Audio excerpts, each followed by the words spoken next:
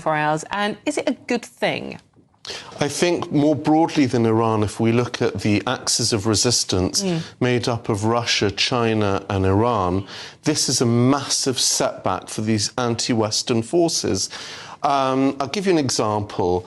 At an operational level, you had Iran that had the domestically produced Arman anti-missile ballistic system, and you also had the Chinese-made HQ-16 and HQ-17AE and air defense systems. Now, they did nothing to prevent Israel from establishing air dominance over Iran. So despite the fact that you have these autocratic regimes like China that are creating these missile defense systems, these air defense systems, you see that actually, if I was a procurer of these items, I would be calling up the CCP and saying, I want my money back. So it really does humiliate them and set them back technologically, logistically and strategically. They seem to have an awful lot of missiles and drones to still carry on firing. I mean, I think it's 11 countries in the Gulf have been targeted already. Yeah. Some of them constantly. We're just speaking to that lady in Israel who has sort of like literally been in a bomb shelter for the last 24 hours. I mean, this attests to the nature of the regime. The regime doesn't prioritise offering infrastructure, resources, opportunities for the people. It has basically created a black market fortress economy for its IRGC beneficiaries, alienating the public at large, becoming more oppressive to sustain this, and all their money they either send to their terrorist proxies like Hamas or Hezbollah, or towards their sort of nuclear program, ballistic missile program. So you can just see where the priorities are for such a repressive regime. And this is an oil-rich country. In theory, it should be an incredibly wealthy country. But sky-high rates of inflation, people starving. I mean, that's before you even get to the torture and, the prisoners that are being, tortured and murdered, hung from cranes.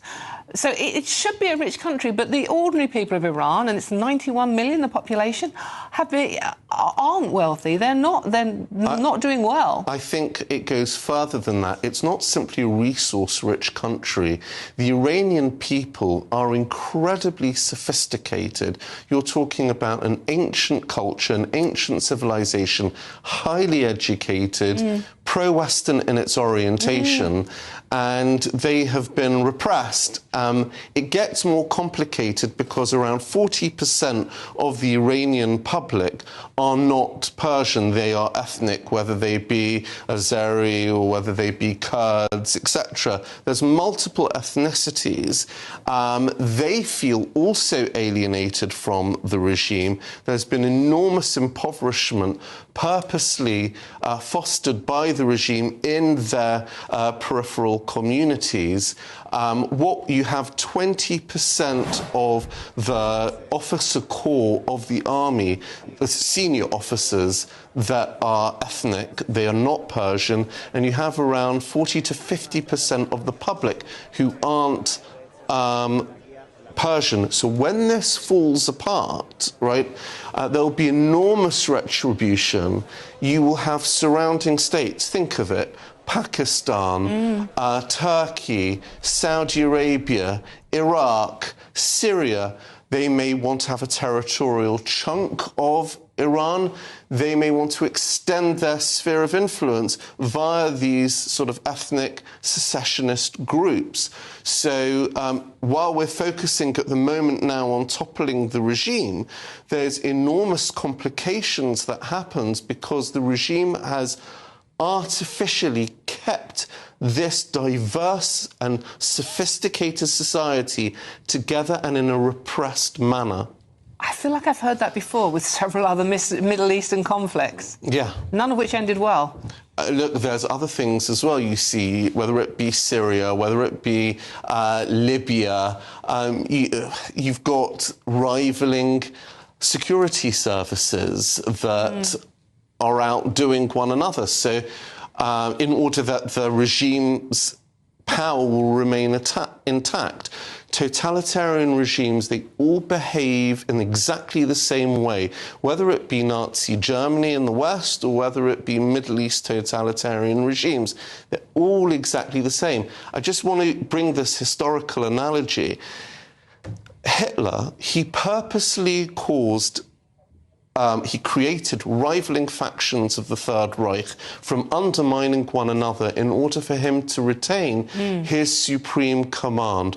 What ended up happening is an organization like the SS, it had its own banking system. You had then Himmler,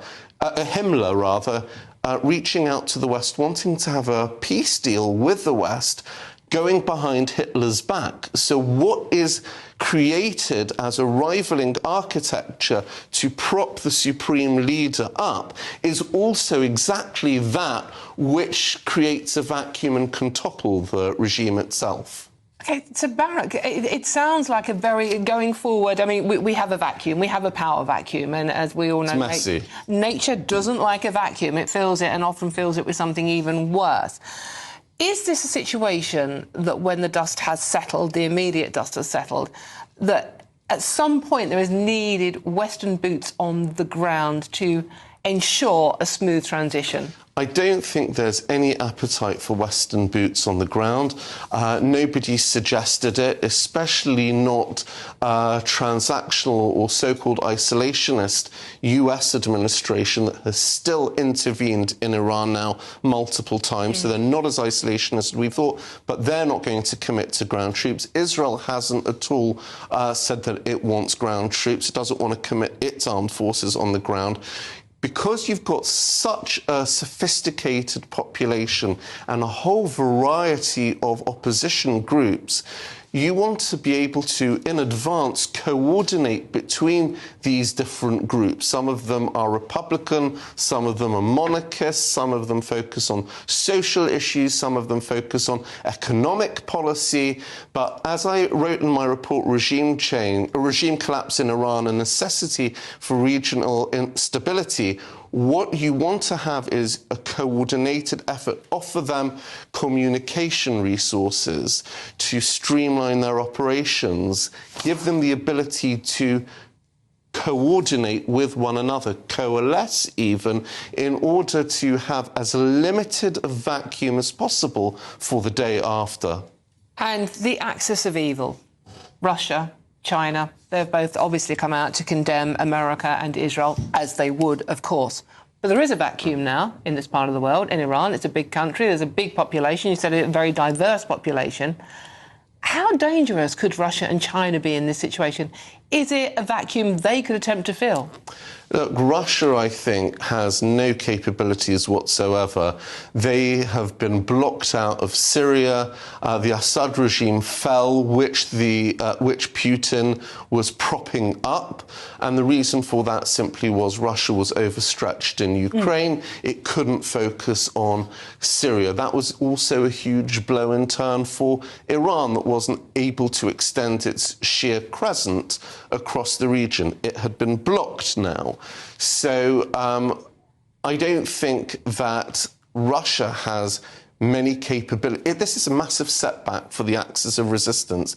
Russia doesn't have the capabilities. It really is sort of bogged down in Ukraine. China can attempt to. We saw though in the couple of years since the October the 7th massacre that China really wasn't that involved in the region. It was making public pronouncements. It's focused very much on creating economic ties with the Gulf. China does not want to alienate its Gulf states allies, that it wants to have a Belt Road Initiative go through these Gulf states. So if I was China, I would be thinking, how do I tread this very, very cautiously, make public pronouncements, but don't commit any assets? The only things that I will commit will be the supply of weapon systems to the Iranian regime. But then to what extent is that sustainable? China also has to be concerned that Iran exports 90% of its oil to China. it needs to diversify badly. Yes, and just quickly, we are running out of time, unfortunately, Barry. A quick comment on what role the UK plays in this, if any. Look, what I think is pretty shameful is the UK touts itself as a middle power. The UK is now an irrelevant power. The UK wasn't at all consulted prior to the initial 12-day war. It sought to disrupt America's intentions to commit. So I don't think the UK is in place. Barrack, thank you very much. That's Barrack Sina there for you. Thank you.